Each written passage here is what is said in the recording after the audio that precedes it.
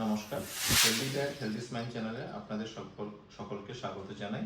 আজকে আমি আলোচনা করব হ্যালিটোসিস নিয়ে। হ্যালিটোসিস মানে ব্যাড ব্রেথ। মুখে অনেক সময় বাজে দুর্গন্ধ হয়, সেটা কেন হয় বা সেটার জন্য ডেন্টালে কিভাবে প্রতিকার আছে সেই ব্যাপারে একটু ডিসকাস করব।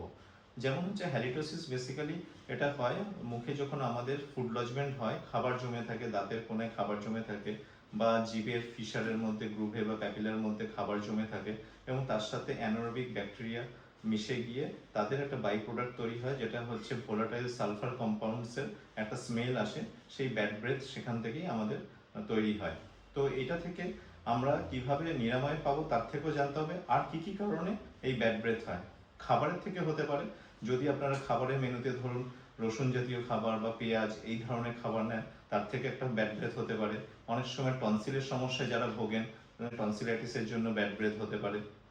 স্মোকিং যারা করেন বা অ্যালকোহল কনজিউম যারা করেন তার জন্য ব্যাড ব্রেথ হতে পারে। ডায়াবেটিস পেশেন্টদের জেরোস্টোমিয়াটা হয়, ড্রাইনেস মাউথ, সেটার জন্য হয়, মুখ শুকিয়ে যায় এবং জল পিপাসা প্রচুর পায় এবং ড্রাই থাকার জন্য কি হয়, ফুড লজমেন্ট হয় এবং সেটার জন্য ব্যাড ব্রেথ হতে পারে।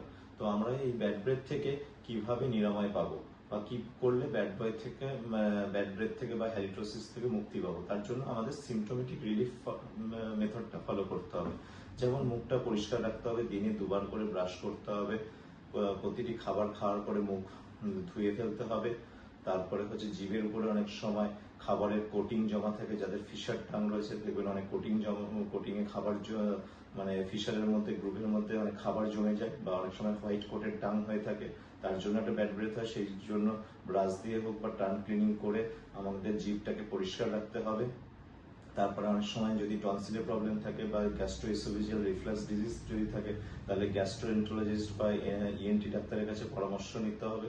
এবং তাছাড়া অনেক সময় কি হয় যে মুখের মধ্যে অনেক সময় লোকালাইজড কোনো ইনফেকশন বা পেরিওডন্টাইটিস কিছু হয়ে থাকে, তার জন্য আপনাকে ডেন্টাল সার্জনের কাছে যেতে হবে এবং সেখানে রুটিন মাফিক দাঁত ক্লিনিং, যেটা প্রফেশনাল ক্লিনিং আগেও আমি বলেছি, আমার চ্যানেলে অনেকবার বলা হয়েছে, স্কেলিং করার জন্য সেটা একটা নিয়মিত 6 মাসে একবার করে স্কেলিং করতে হবে এবং অ্যান্টিসেপটিক মাউথওয়াশ ইউজ করতে হবে, অ্যালকোহল ফ্রি মাউথওয়াশ ইউজ করতে হবে। সেটার জন্য অবশ্যই আপনারা ডাক্তারের সাথে, ডেন্টাল সার্জনের সাথে যোগাযোগ করতে পারেন বা আমাদের সাথে যোগাযোগ করে ইউজ করতে পারেন, পরামর্শ নিয়ে করতে পারেন।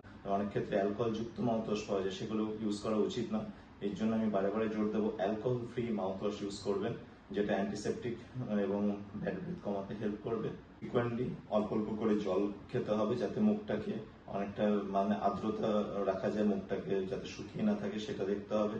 অনেক সময় স্যালাইভা স্টিমুলেটিং এজেন্টও ইউজ করা যায়। অনেক সময় অনেক ওয়েট মাউথওয়াশ বলে এক ধরনের মাউথওয়াশ রয়েছে, সেই মাউথওয়াশ ইউজ করলে অনেক সময় আমাদের যাদের ড্রাইনেস বা জেরোস্টোমিয়া রয়েছে তাতে অনেকটা হেল্প হয়। তো আপনাদেরকে এইভাবে সিমটোমেটিক রিলিফের মাধ্যমে আমাদের এগোতে হবে।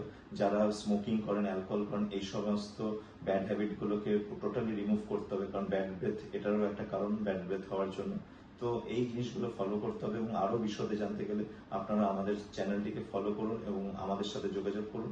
সেক্ষেত্রে আমরা ব্যাড ব্রেথের উপরে আরো কিছু আপনাদেরকে ডিসকাস করতে পারি বা জানাতে পারি। আর আগামী দিনে আরো কিছু হেলদি টিপস পাওয়ার জন্য এই চ্যানেলে চোখ রাখুন, লাইক, শেয়ার এবং সাবস্ক্রাইব করে দিন। Thank you.